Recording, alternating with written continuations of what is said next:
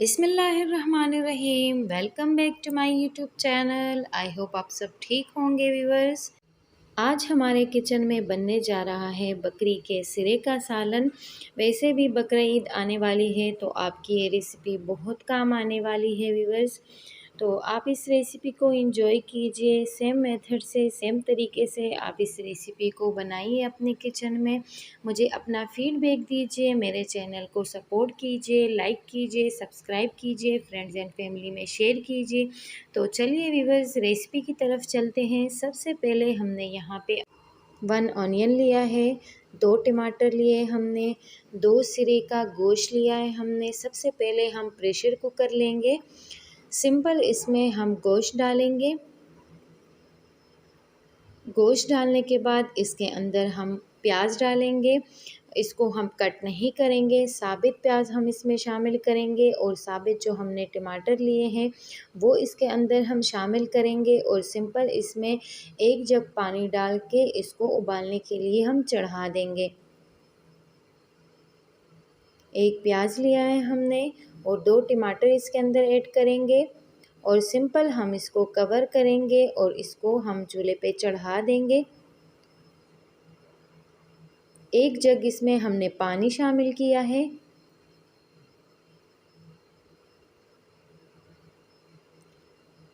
Pressure cooker को हम बंद करेंगे।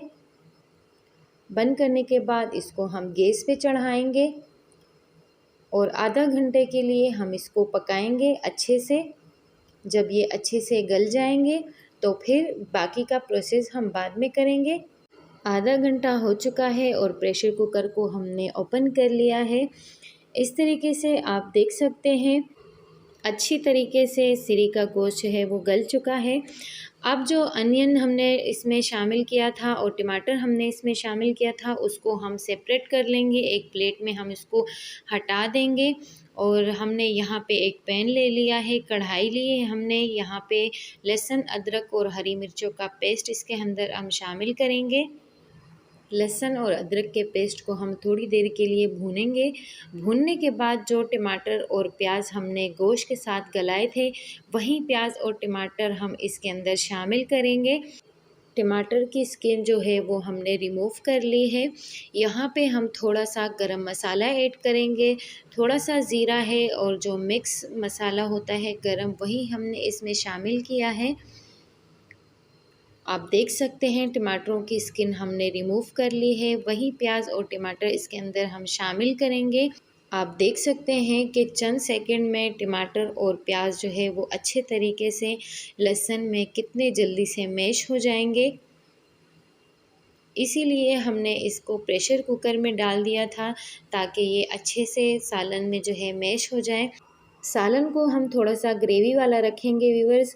ग्रेवी वाले सालन में टमाटर अलग जा रहा होता है, प्याज अलग जा रहे होते हैं तो वो अच्छा भी नहीं लगता, लुक भी अच्छी नहीं आती, जायका भी अच्छा नहीं आता। इसलिए हमने टमाटर और प्याज को अच्छे से गला दिया है। अब थोड़े से हम स्पाइसेस इसमें ऐड करेंगे। सबसे पहले हाफ़ टेबल स्पून हल्दी पाउडर हमने इसमें शामिल किया है, हाफ़ टेबल स्पून ज़ीरा पाउडर है, हाफ़ टेबल स्पून लाल मिर्ची पाउडर है। थोड़ा सा सालन का जो मिक्स मसाला रेडीमेड मसाला मिलता है बाज़ार में वो हम इसमें शामिल करेंगे 1 टेबल स्पून। स्पाइसेस हम इसमें ज़्यादा ऐड नहीं करेंगे, इसका अपना फ्लेवर बहुत अच्छा आता है। इसको अच्छे से हम मिक्स करेंगे और मसाले के साथ ही हम गोश्त डाल देंगे और मसाले के साथ ही हम गोश्त को भून लेंगे अच्छे तरीके से। आप देख सकते हैं कि प्याज और टमाटर वो चंद सेकंड में अच्छे से मैश हो गए हैं।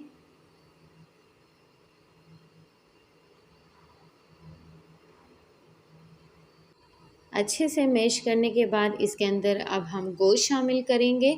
गोश्त को 5 से 10 मिनट तक हम इसके अंदर भूनेंगे मसाले के अंदर। उसके बाद हम यखनी शामिल करेंगे इसके अंदर। आप देख सकते हैं सारा गोश्त हमने इसके अंदर शामिल कर लिया है और 5 से 10 मिनट के लिए हम इसको भूनेंगे मसाले के अंदर ताकि अच्छे से मसालों का फ्लेवर इसके अंदर चला जाए गोश्त के अंदर।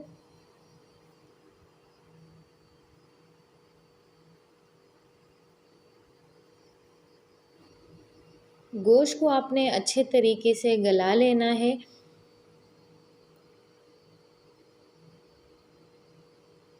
इसको हम भूनते हैं 5 से 10 मिनट के लिए। आप देख सकते हैं गोश्त जो है वो हमने भून लिया है मसाले के अंदर अच्छे से। अब यहाँ पे इस स्टेज पे आकर इसके अंदर हम यखनी शामिल करेंगे। यखनी शामिल करने के बाद ज़्यादा देर तक इसको पकाना नहीं है, क्योंकि यखनी जो है वो पहले से पकी हुई है। गोश्त जो है वो गल चुका है, अच्छे से हमने भून लिया है। मज़ीद प्रोसेस करने की ज़रूरत नहीं है। इसके अंदर हम 1 से 2 उबाल देंगे। उबाल आने के बाद इसके अंदर हम हरी मिर्चें और हरा धनिया शामिल कर लेंगे और इसको डिश आउट करेंगे। व्यूअर्स, अगर आपको हमारी रेसिपीज़ अच्छी लगती हैं तो हमारे चैनल को सपोर्ट कीजिए। हमें कमेंट सेक्शन में बताइए कि आप हमारे रेसिपीज़ को ट्राई करते हैं। हमें खुशी मिलती है कि आप हमारे रेसिपीज़ को ट्राई करते हैं और हमें अपना फ़ीडबैक देते हैं। यहाँ पे हमने चंद अदद हरी मिर्चें ली हैं और हरा धनिया लिया है, और थोड़ा सा हमने हरा धनिया गार्निशिंग के लिए बचा दिया है। 1 से 2 उबाल हमने दे दिए हैं इसको, और इस स्टेज पे आकर हम फ्लेम को ऑफ़ करेंगे और इसको डिश आउट करेंगे। तो चलिए इसको डिश आउट करते हैं। माशाल्लाह से रेसिपी हमारी कंप्लीट हो गई है। आप इसको नान के साथ सर्व कीजिए, इसको एंजॉय कीजिए। बकरा ईद आने वाली है व्यूवर्स, तो आपकी ये रेसिपी बहुत काम आने वाली है। तो व्यूवर्स, आप रेसिपी को एंजॉय कीजिए, ट्राई कीजिए और मुझे अपनी दुआओं में याद रखिए। मुझे इजाज़त दीजिए व्यूवर्स, अल्लाह हाफ़िज़।